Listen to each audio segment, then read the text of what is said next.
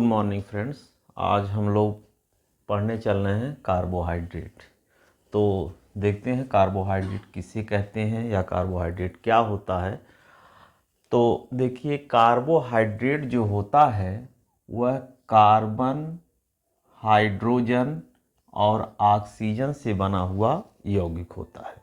Carbohydrate किससे बनता है? कार्बन, हाइड्रोजन और ऑक्सीजन से। अब कार्बोहाइड्रेट में पहला तो एक क्वेश्चन पूछा जाता है कि कार्बोहाइड्रेट में कार्बन, हाइड्रोजन और ऑक्सीजन का रेशियो या अनुपात क्या होता है। तो देखिए, कार्बोहाइड्रेट में जो कार्बन, हाइड्रोजन और ऑक्सीजन का अनुपात होता है वह होता है 1:2:1, यानी 1:2:1। ये होता है अनुपात कार्बोहाइड्रेट में कार्बन, हाइड्रोजन और ऑक्सीजन का। तो कार्बन, हाइड्रोजन और ऑक्सीजन का अनुपात जो होता है वो कार्बोहाइड्रेट में 1:2:1 होता है। तो अब तो हम लोग क्लियर कर चुके हैं कार्बोहाइड्रेट क्या है। कार्बोहाइड्रेट कार्बन, हाइड्रोजन और ऑक्सीजन से बना हुआ रासायनिक यौगिक होता है, जिसमें कार्बन, हाइड्रोजन और ऑक्सीजन का जो अनुपात होता है वह होता है कितना? 1:2:1। यानी कार्बोहाइड्रेट में कार्बन, हाइड्रोजन और ऑक्सीजन का अनुपात तो हो गया 1:2:1। तो ये रहा कार्बोहाइड्रेट। अब कार्बोहाइड्रेट में ये हो गया कि कार्बन, हाइड्रोजन और ऑक्सीजन का अनुपात 1:2:1 होता है और यह कार्बन, हाइड्रोजन और ऑक्सीजन से बना हुआ यौगिक होता है। दूसरी बात इसमें ये पूछा जाता है कि कार्बोहाइड्रेट का सामान्य सूत्र या इसका जनरल फॉर्मूला क्या होता है। तो कार्बोहाइड्रेट का सामान्य सूत्र होता है CH2O का N टाइम्स। इसको हम इस तरह भी लिख सकते हैं CnH2nOn। चाहे इस रूप में लिखें चाहे इस रूप में लिखें, दोनों बातें एक ही हैं। अगर ये है ऑप्शन में तो इसको हम देखेंगे, टिक करेंगे। ये है ऑप्शन में तो इसको टिक करेंगे। तो कार्बोहाइड्रेट में का जो सामान्य सूत्र होता है वो CH2O का N टाइम्स या CnH2nOn होता है। ये कार्बोहाइड्रेट का सामान्य सूत्र। तो ये हो गया कार्बोहाइड्रेट का सामान्य सूत्र यानी जनरल फॉर्मूला। तो कार्बोहाइड्रेट का जनरल फार्मूला ये हो गया। अब आगे हम लोग देखते हैं कि कार्बोहाइड्रेट जो होता है, ये जो हमारे शरीर में जो ऊर्जा बनती है उसमें कार्बोहाइड्रेट ऊर्जा उत्पादन का प्रमुख स्रोत होता है। यानी कार्बोहाइड्रेट से ही शरीर में अत्यधिक मात्रा में ऊर्जा मुक्त होती है। मतलब कार्बोहाइड्रेट से शरीर को सबसे ज़्यादा ऊर्जा प्राप्त होती है और यह शरीर में ऊर्जा का प्रमुख स्रोत है। कार्बोहाइड्रेट शरीर में ऊर्जा का प्रमुख स्रोत है। प्रमुख स्रोत यानी मेन सोर्स है बॉडी में एनर्जी का कार्बोहाइड्रेट। अब कार्बोहाइड्रेट से देखा जाए तो शरीर में जितनी आवश्यकता होती है ऊर्जा की उसका लगभग 50 से 79-79% ऊर्जा जो होती है वो कार्बोहाइड्रेट से ही शरीर को प्राप्त होती है। यानी 50 से 79% जो ऊर्जा होती है वो कार्बोहाइड्रेट से ही शरीर को प्राप्त होती है। जितना टोटल शरीर को ऊर्जा चाहिए उतने में देखा जाए तो 50 से 79% ऊर्जा तो सिर्फ कार्बोहाइड्रेट ही शरीर को देता है। अब देखिए, तो हम लोग देख लिए कि कार्बोहाइड्रेट क्या होता है। कार्बोहाइड्रेट कार्बन, हाइड्रोजन और ऑक्सीजन से बना हुआ रासायनिक यौगिक होता है। इसमें कार्बन, हाइड्रोजन और ऑक्सीजन का अनुपात 1:2:1 के अनुपात में होता है। कार्बोहाइड्रेट का सामान्य सूत्र होता है CH2O का N टाइम्स या CnH2nOn होता है। शरीर में कार्बोहाइड्रेट ऊर्जा का प्रमुख स्रोत है। शरीर में ऊर्जा का प्रमुख स्रोत कार्बोहाइड्रेट होता है और कार्बोहाइड्रेट जो होता है जितने शरीर को आवश्यकता होती है ऊर्जा की, उसका 50 से 79% ऊर्जा लगभग जो है कार्बोहाइड्रेट ही शरीर को देता है। तो अब ये हो गया कार्बोहाइड्रेट के बारे में। अब हम लोग देखते हैं कि कार्बोहाइड्रेट कितने प्रकार का होता है। अब बात हम लोग करते हैं कार्बोहाइड्रेट के प्रकार के बारे में। तो देखते हैं कार्बोहाइड्रेट कितने प्रकार का होता है। तो चलिए तो हम देखते हैं कार्बोहाइड्रेट।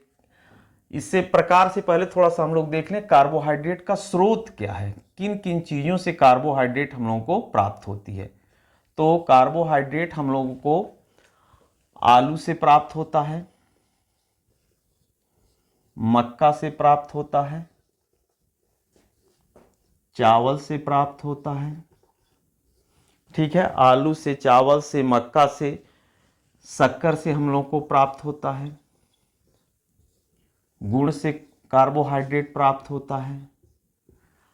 उसके बाद जो है शहद से, गन्ना से, शहद से कार्बोहाइड्रेट प्राप्त होता है, गन्ना से कार्बोहाइड्रेट इत्यादि और भी बहुत सारे स्रोत हैं जिनसे हमको कार्बोहाइड्रेट प्राप्त होता है। तो कार्बोहाइड्रेट का जो स्रोत है वो आलू हो गया, मक्का हो गया, चावल हो गया, शक्कर हो गया, गुड़ हो गया, शहद हो गया, गन्ना हो गया।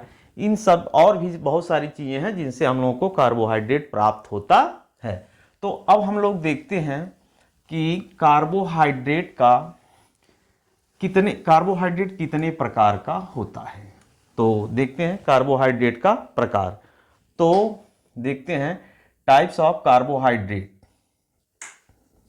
टाइप्स ऑफ कार्बोहाइड्रेट यानी कार्बोहाइड्रेट कितने प्रकार का होता है। तो कार्बोहाइड्रेट जो होता है वह जो है 3 प्रकार का होता है। कार्बोहाइड्रेट मुख्य रूप से 3 प्रकार का होता है। 3 प्रकार का होता है। तो कार्बोहाइड्रेट 3 प्रकार का होता है। अब ये कार्बोहाइड्रेट जब 3 प्रकार का होता है तो कौन कौन सा कार्बोहाइड्रेट का प्रकार है उस पर हम लोग चर्चा करते हैं। तो कार्बोहाइड्रेट 3 प्रकार का होता है, तो देख लेते हैं तीनों कौन कौन सा होता है, उसके बाद एक एक के बारे में हम लोग डिटेल चर्चा करते हैं। तो कार्बोहाइड्रेट जो होता है, टाइप्स ऑफ कार्बोहाइड्रेट या इसी को हिंदी में कहते हैं कार्बोहाइड्रेट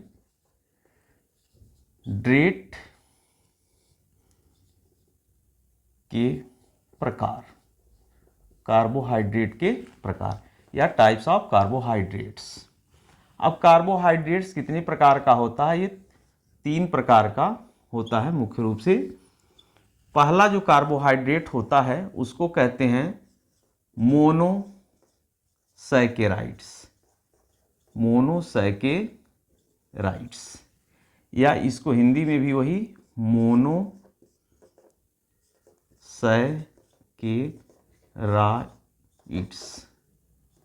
मोनोसैकेराइड्स।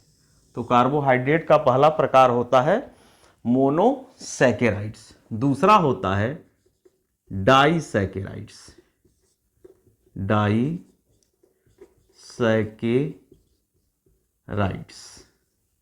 हिंदी में भी इसको डाइसैकेराइड्स।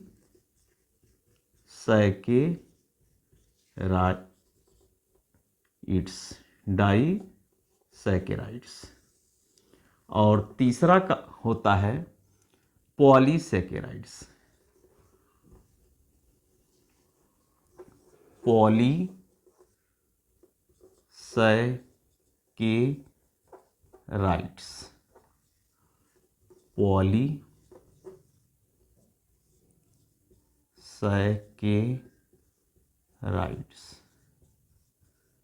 पॉलीसैकेराइड्स।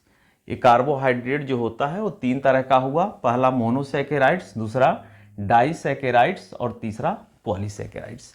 अब हम लोग देखते हैं मोनोसैकेराइड्स क्या होता है, डाइसैकेराइड्स क्या होता है और पॉलीसैकेराइड्स क्या होता है। मोनोसैकेराइड्स में कौन कौन से कार्बोहाइड्रेट आते हैं, डाइसैकेराइड्स में कौन कौन से कार्बोहाइड्रेट आते हैं और पॉलीसैकेराइड्स में कौन कौन से कार्बोहाइड्रेट आते हैं।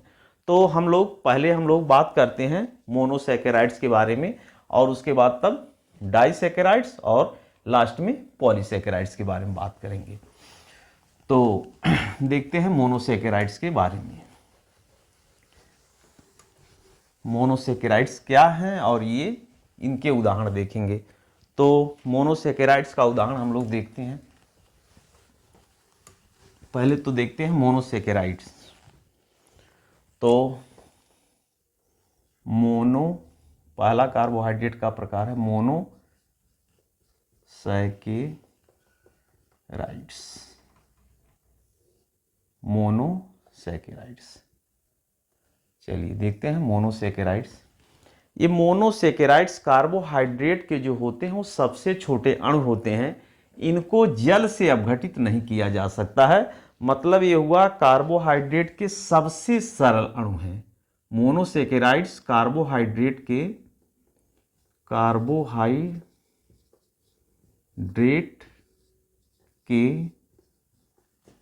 सबसे सरल अणु होते हैं। कार्बोहाइड्रेट के सबसे सरल अणु को मोनोसैकेराइड्स कहा जाता है। यानी मोनोसैकेराइड्स कार्बोहाइड्रेट्स के ऐसे अणु हैं जिनको जल के द्वारा अपघटित नहीं किया जा सकता है। कहने का मतलब ये सबसे छोटे अणु होते हैं, और जो सबसे छोटा अणु होता है उसको हम लोग अपघटित नहीं कर सकते हैं। ये मोनोसैकेराइड्स हैं। अब मोनोसैकेराइड्स जो कार्बोहाइड्रेट के सबसे छोटे अणु होते हैं, इनको जल के द्वारा अपघटित नहीं किया जा सकता है। अब इसके बाद हम लोग देखते हैं इनका सामान्य सूत्र क्या होता है। सामान्य सूत्र यानी जनरल फॉर्मूला क्या होता है मोनोसैकेराइड्स का। तो मोनोसैकेराइड्स का जनरल फॉर्मूला होता है CH2ON टाइम्स। अब इसमें n की वैल्यू जो है 6 होती है। यहाँ पर n की वैल्यू 6 होती है, और n की वैल्यू जब 6 होती है तो C6H12O6 आ जाता है इसका सूत्र। तो कार्बोहाइड्रेट के सबसे छोटे अणु जो होते हैं वो क्या होते हैं, मोनोसैकेराइड्स होते हैं। इनका सामान्य सूत्र CH2ON, और यहाँ n की वैल्यू जो है वो 6 होती है। अब n की वैल्यू जब 6 होगी तो अभी इसका हम लोग फॉर्मूला आ जाएगा। तो अब इसमें कौन कौन सा इसका एग्जाम्पल है, एग्जाम्पल देखते हैं मोनोसैकेराइड्स का। तो पहला एग्जाम्पल है ग्लूकोज, या इसको हिंदी में भी वही ग्लूकोज कहा जाता है। ग्लूकोज हो गया। अब इसका जो सूत्र होता है ग्लूकोज का वो होता है C6H12O6। तो देखिए यहाँ n की वैल्यू 6 रखी गई है, तो n की वैल्यू यहाँ 6 होती ही है। अब यहाँ देखिए n की वैल्यू 6 रखेंगे तो C6 हो जाएगा, H12 हो जाएगा और वो 6 हो जाएगा। ये ग्लूकोज हो गया। इसके बाद मोनोसैकेराइड्स का दूसरा एग्जाम्पल है फ्रक्टोज।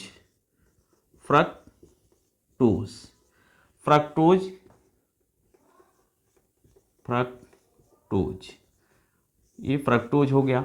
फ्रक्टोज का भी सूत्र यही होता है, जो ग्लूकोज का सूत्र है वही फ्रक्टोज का, लेकिन दोनों की संरचनाएं अलग अलग होती हैं। ग्लूकोज का संरचना अलग होता है, फ्रक्टोज का संरचना अलग होता है। तो ये फ्रक्टोज का भी सूत्र होता है C6H12O6। ये जो है एग्जाम्पल, ये जो है ग्लूकोज है तो ग्लूकोज का फॉर्मूला ये हो गया। ये फ्रक्टोज है, फ्रक्टोज का फॉर्मूला ये हो गया। तो ये पहला एग्जाम्पल हो गया, ये दूसरा एग्जाम्पल हो गया। तो ग्लूकोज का फॉर्मूला C6H12O6 और फ्रक्टोज का भी फॉर्मूला C6H12O6 होता है। इसके बाद इसमें गैलेक्टोज तीसरा है, गैलेक्टोज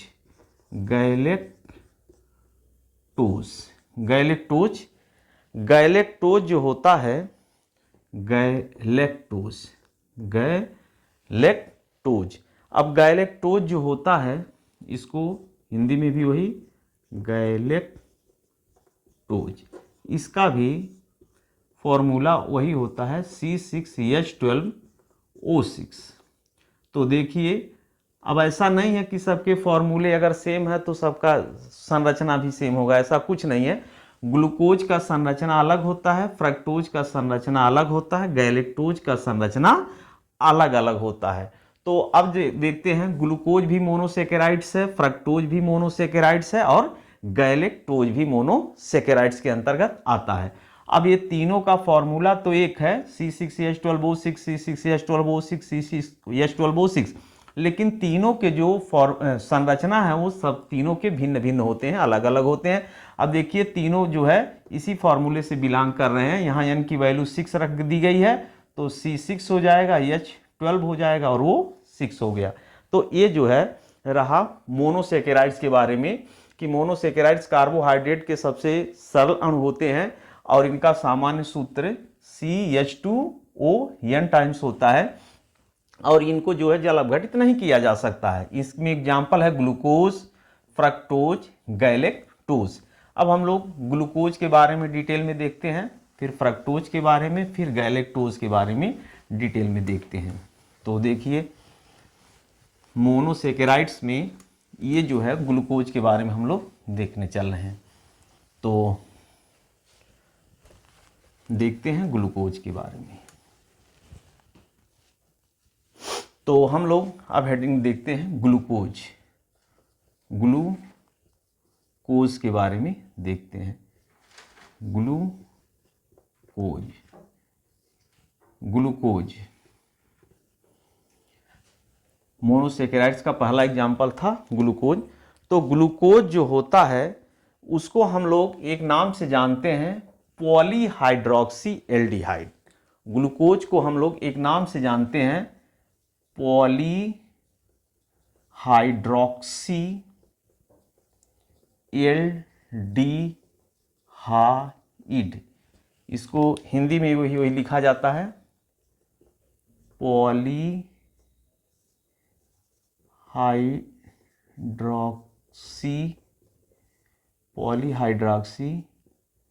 एल्डिहाइड।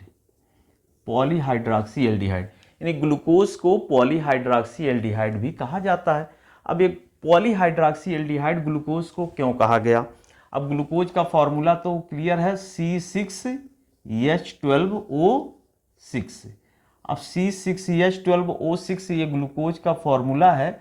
अब इसको ग्लूकोज को एक नाम से जाना जाता है, पॉलीहाइड्रोक्सी एल्डिहाइड। तो इसको पॉलीहाइड्रोक्सी एल्डिहाइड क्यों कहते हैं, इसको हम लोग देखते हैं। तो ग्लूकोज की जब संरचना हम लोग लिखते हैं तो C double bond O single bond H, COH, H, C इधर H, OH, COH, H, COH, H और लास्ट में CH2OH। अब देखिए यहाँ पर कार्बन नंबर 1 है, ये कार्बन नंबर 2 है, कार्बन नंबर 3 है, कार्बन नंबर 4 है, कार्बन नंबर 5 है, कार्बन नंबर 6 है। तो यहाँ कार्बन नंबर जो 3 होता है उसमें देखिए कार्बन नंबर 2 में OH और H होता है, कार्बन नंबर 3 में HOH होता है। मतलब जहाँ कार्बन नंबर 2 में OH होता है उधर कार्बन नंबर 3 में H होता है और बाकी जो है सब जो है 2 के ही अकॉर्डिंग होता है, OH, OH और इधर H। ये जो है ग्लूकोज की संरचना हो गई। अब देखिए ये जो ग्रुप है CHO, ये CHO है, इसको हम लोग अगर चाहें तो ऐसे भी लिख सकते हैं CHO। तो CHO को हम लोग कहते हैं एल्डिहाइड, CHO को हम लोग कहते हैं एल्डिहाइड। अब देखिए ये एल्डिहाइड हो गया, एल्डिहाइड। अब इसके बाद इसमें लिखा है पॉलीहाइड्रोक्सी। अब देखिए हाइड्रोक्सी मतलब OH होता है, यहाँ OH है, यहाँ OH है, यहाँ OH है, यहाँ OH है, यहाँ OH जब कई बार है तो इसके लिए हम लोग पॉली शब्द लगाते हैं। जैसे सिंगुलर प्लूरल होता है उसी तरह जो साइंस में जो है जब कई बार है तो उसको पॉली लगाते हैं। तो हाइड्रोक्सी, OH का नाम है हाइड्रोक्सी, तो हाइड्रोक्सी हाइड्रोक्सी हाइड्रोक्सी हाइड्रोक्सी यहाँ 5 बार है यानी कई बार आ गया है।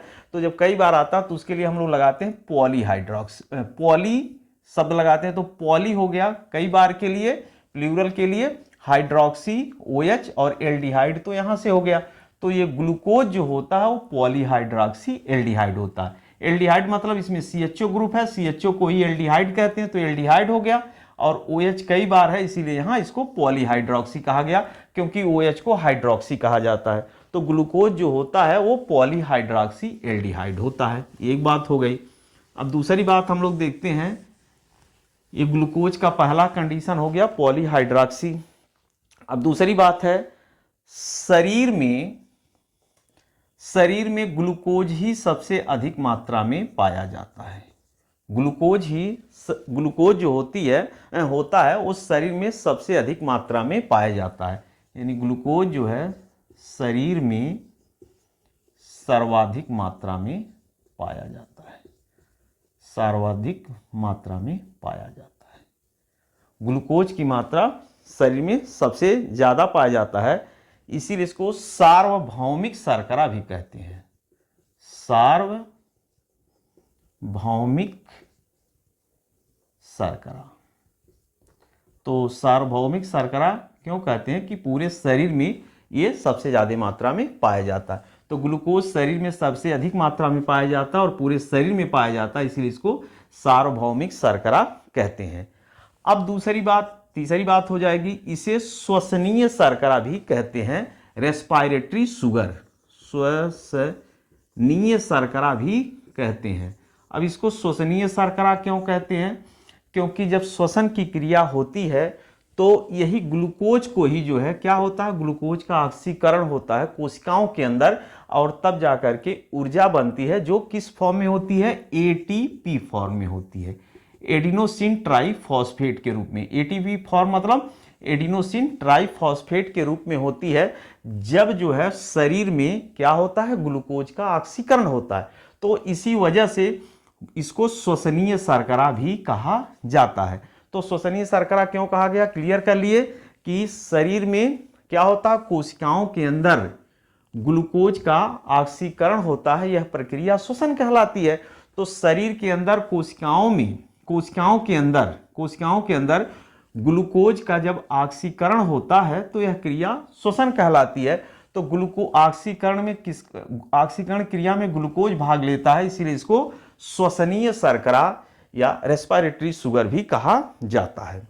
अब देखिए, ग्लूकोज जो होता है वह फलों में पाया ही जाता है, लेकिन अंगूर में, मीठे अंगूर में, अंगूर का मतलब होता है मीठा अंगूर, जिसको हम लोग ग्रेप्स कहते हैं। अब मीठे अंगूर में जो है ग्लूकोज सबसे ज़्यादा मात्रा में पाया जाता है, इसलिए इसको द्राक्ष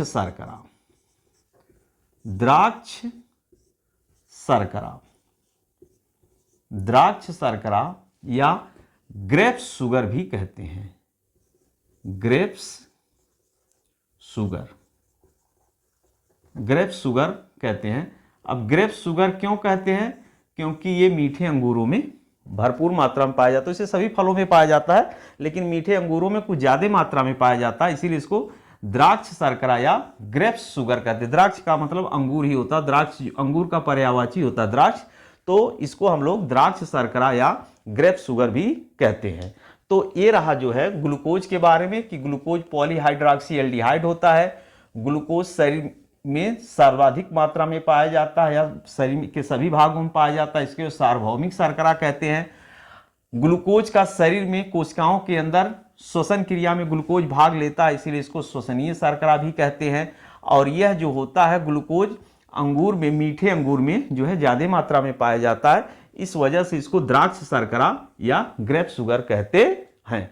अब इसके बाद हम लोग बात करते हैं, ये तो मोनोसेकेराइड्स में ग्लूकोज के बारे में हो गया। अब इसके बाद ग्लूकोज के बारे में देख लिया, अब हम लोग बात करते हैं फ्रक्टोज के बारे में। हम बात करते हैं फ्रक्टोज के बारे में, तो देखते हैं फ्रक्टोज के बारे में क्या क्या है। तो अब हम लोग फ्रक्टोज के बारे में थोड़ा देख लेते हैं। ये ग्लूकोज फ्रक्टोज दोनों ये सब मोनोसेकेराइड्स ही है, तो अभी हम लोग मोनोसेकेराइड्स ही पढ़ रहे हैं। तो अब हम लोग बात करते हैं फ्रक्टोज के बारे में।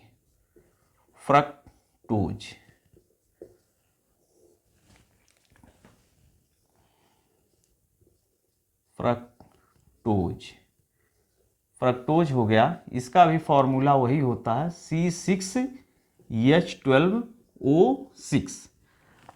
C6H12O6 इसको फ्रक्टोज कहते हैं, फ्रक्टोज का। लेकिन अब इसको जो है फ्रक्टोज का अगर हम लोग संरचना बनाते हैं तो देखिए CH2OH, CO, CHOH,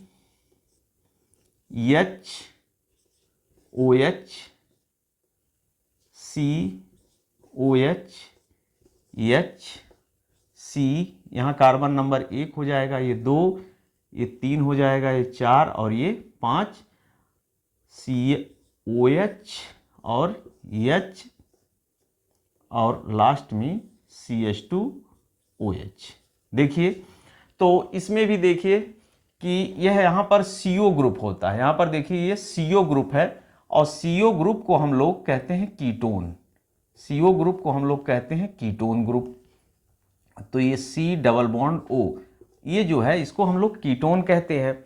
अब इसमें देखिए OH, 1 OH, 2 OH, 3 OH, 4 OH, 5 OH, इसमें भी 5 बार है, यानी कई बार आ गया है OH। और OH जब कई बार आता तो हम लोग लिखते हैं पॉलीहाइड्रोक्सी।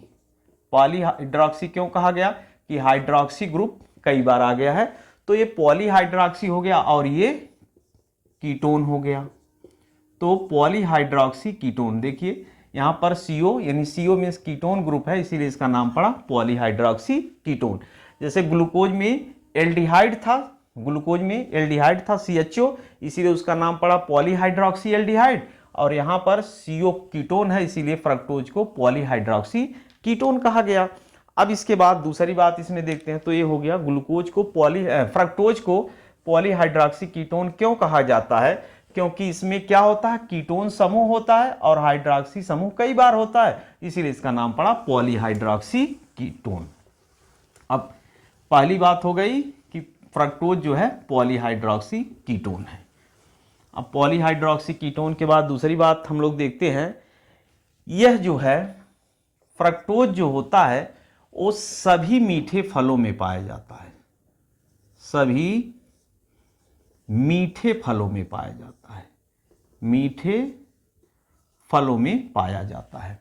और फल जो होता है वो मीठा जो होता है वो फ्रक्टोज के ही कारण होता है, इसीलिए फ्रक्टोज को फल शर्करा भी कहते हैं। फ्रक्टोज को कौन सी शर्करा, फल शर्करा, फल शर्करा भी कहते हैं या फ्रूट शुगर भी कहते हैं। तो फ्रक्टोज जो होता है वो फल शर्करा के नाम से जाना जाता है, या फ्रूट शुगर क्यों, क्योंकि ये सभी मीठे फलों में पाया जाता है। तो सभी मीठे फलों में पाया जाता है, इसीलिए इसको फल शर्करा या फ्रूट शुगर भी कहते हैं। और याद रखिएगा कि फ्रक्टोज जो है मीठे फलों में सबसे ज़्यादा पाया जाता है, और यही वजह है कि फल जो होता है वो मीठा लगता है वो फ्रक्टोज के ही कारण। अब उसके बाद हम लोग देखते हैं, जितनी भी नेचुरल शुगर है, यानी सभी प्राकृतिक शर्करा में, प्राकृतिक शर्करा में, प्राकृतिक शर्करा, शर्करा जितना भी नेचुरल शुगर होता है, यानी प्राकृतिक शर्करा जो भी है, उसमें सबसे मीठा फ्रक्टोज होता है, सबसे मीठा फ्रक्टोज होता है, फ्रक्टोज होता है। यानी जितने भी नेचुरल शुगर हैं, प्राकृतिक शर्करा हैं, उनमें सबसे मीठा जो है फ्रक्टोज होता है। अब देखिए, फ्रक्टोज पॉलीहाइड्रोक्सी कीटोन हो गया। फ्रक्टोज सभी मीठे फलों में पाया जाता है, इसीलिए इसको फल शर्करा या फ्रूट शुगर कहते हैं। अब जितनी भी नेचुरल शुगर हैं, जितनी भी प्राकृतिक शर्कराएं हैं, उनमें सबसे मीठा जो है फ्रक्टोज होता है। तो इसको हम इस तरह से लिख सकते हैं कि सभी प्राकृतिक शर्कराओं में सबसे मीठा फ्रक्टोज होता है,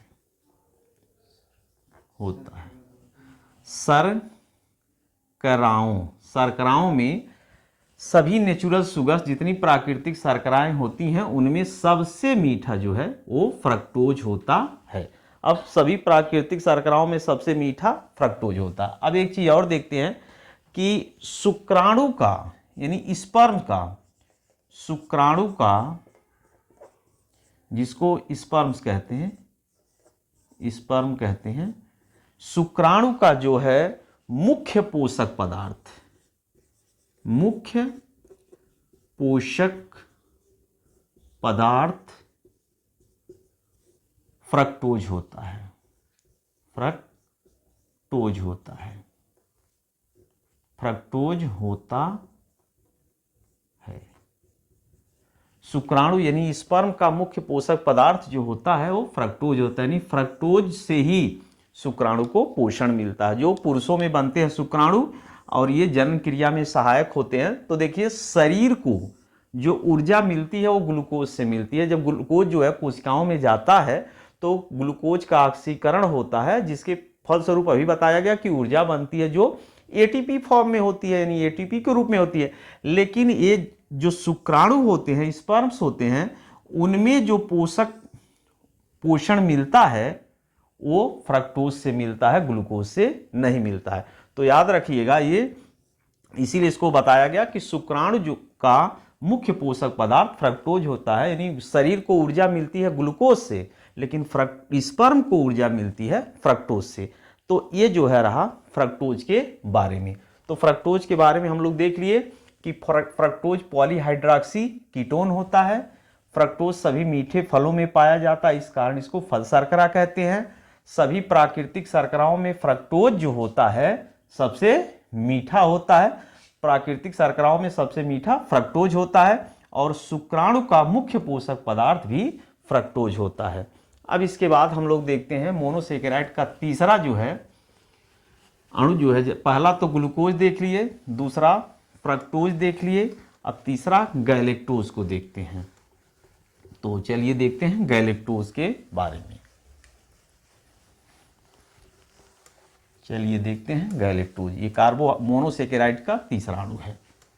तो अब हम लोग देखते हैं गैलेक्टोज के बारे में। गैलेक्टोज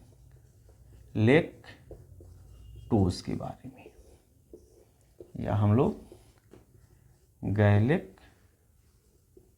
के बारे में देखते हैं।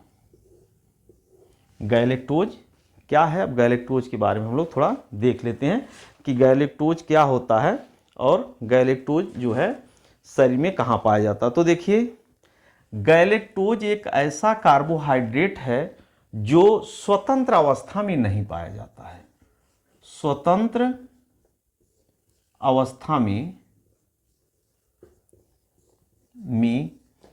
यह नहीं पाया जाता है, नहीं पाया जाता है। तो क्लियर हो गया कि स्वतंत्र अवस्था में गैलेक्टोज नहीं पाया जाता है। तो पहला हो गया कि कौन सा कार्बोहाइड्रेट स्वतंत्र अवस्था में नहीं पाया जाता, तो आपको देना होगा उत्तर गैलेक्टोज ऐसा कार्बोहाइड्रेट है जो स्वतंत्र अवस्था में नहीं पाया जाता है। अब देखिए, गैलेक्टोज की सांद्रता जो होती है वो ब्रेन में सर्वाधिक होती है। गैलेक्टोज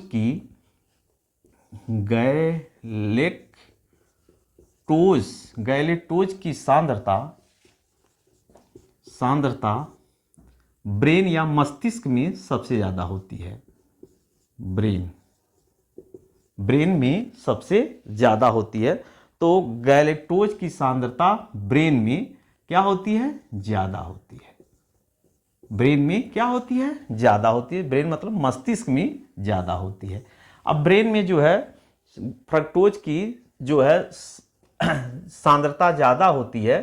अब देखिए, सांद्रता ये लिखा हुआ है, क्लियर हो जाए, ठीक है। गैलेक्टोज की सांद्रता ब्रेन में क्या होती है? ज्यादा होती है। अब इसके बाद जो है, ठीक है, अब हम लोग देखते हैं कि गैलेक्टोज की सांद्रता ब्रेन में ज्यादा होती है। दूसरी बात ये हो गई, ठीक है, कि जो है हम लोग आगे बात करते हैं कि इसी वजह से इसको ब्रेन शुगर भी कहते हैं। ब्रेन शुगर भी कहते हैं। ब्रेन शुगर भी कहा जाता है क्योंकि ब्रेन में जो है गैलेक्टोज की मात्रा जो होती है सबसे ज़्यादा होती है और यह जो है ब्रेन के विकास में जो है बहुत ही हेल्पफुल होता है, यानी सहायक होता है। ये शिशुओं का जब ब्रेन का डेवलपमेंट होता है यानी ब्रेन का विकास होता है बच्चों में, तो ये बहुत ज़्यादा मदद करता है ब्रेन के विकास में। तो हो गया, देखिए गैलेक्टोज के बारे में। गैलेक्टोज जो है स्वतंत्र अवस्था में नहीं पाया जाता है, ऐसा कार्बोहाइड्रेट है। गैलेक्टोज की सांद्रता ब्रेन में क्या होती है, ज़्यादा होती है, यानी सबसे ज़्यादा होती है। ज़्यादा का मतलब होता है सबसे ज़्यादा होती है, सबसे ज़्यादा होती है। तो ब्रेन में जो है गैलेक्टोज की सांद्रता ब्रेन में सबसे ज़्यादा होती है, ज़्यादा होती है, ब्रेन में सबसे ज़्यादा होती है। और इसी वजह से इसको ब्रेन शुगर भी कहा जाता है। तो ब्रेन शुगर जो होता है वो गैलेक्टोज को कहा जाता है। तो गैलेक्टोज जो होता है उसको हम लोग ब्रेन शुगर के नाम से जानते हैं। और यह ब्रेन में जब होता है तो ये जो है इसको हम लोग ऐसे ब्रेन शर्करा, ब्रेन शर्करा या ब्रेन शुगर भी कहा जाता है, या हिंदी में मस्तिष्क शर्करा भी कह सकते हैं, कोई दिक्कत नहीं है। और ये जो होता है जब ये क्या होता है ब्रेन के विकास में यानी ब्रेन के डेवलपमेंट में क्या करता है, सपोर्ट करता है। तो ये हम लोग मोनोसेकेराइड्स के बारे में देख लिए। तो ये ब्रेन का विकास, जब वही छोटे बच्चों का विकास ज़्यादा हो, ब्रेन की ज़रूरत पड़ती, तो उनमें जो है ज़्यादा मात्रा में ब्रेन में ये पाया जाता है। वैसे ब्रेन, सबके ब्रेन में जो है ये इसकी मात्रा सबसे ज़्यादा होती है। यही वजह है कि इसको ब्रेन शुगर के नाम से जाना जाता है और यह ब्रेन के डेवलपमेंट में हेल्प करता है। तो अब हम लोग मोनोसेकेराइड्स के बारे में डिटेल में देख लिए। देखिए हमने देखा कि कार्बोहाइड्रेट क्या है। कार्बोहाइड्रेट जो होता है वो कार्बन, हाइड्रोजन और ऑक्सीजन से बना यौगिक होता है। और इसमें कार्बन, हाइड्रोजन और ऑक्सीजन का अनुपात जो होता है 1:2:1 के अनुपात में होता है। और जो कार्बोहाइड्रेट का सामान्य सूत्र होता है वो CH2O का n टाइम्स होता है। अब इसके बाद जो है हम लोग और बातें देखें। कार्बोहाइड्रेट को हम लोग 3 वर्गों में बांट दिए, 3 प्रकार से बांटे। पहला मोनोसेकेराइड। मोनोसेकेराइड्स कार्बोहाइड्रेट का जो है सबसे सरल अणु होता है जो जल अपघटित नहीं होता है। अब मोनोसेकेराइड्स के अंतर्गत हम लोग देखें ग्लूकोज, फ्रक्टोज, गैलेक्टोज। और ग्लूकोज, फ्रक्टोज और गैलेक्टोज के बारे में हमने डिटेल में क्या किया, चर्चा किया। अब इसके बाद हम लोग इसके नेक्स्ट पार्ट में हम लोग देखेंगे डाइसेकेराइड्स और पॉलीसेकेराइड्स के बारे में। तो आज का लेक्चर यहीं पर हम समाप्त करते हैं।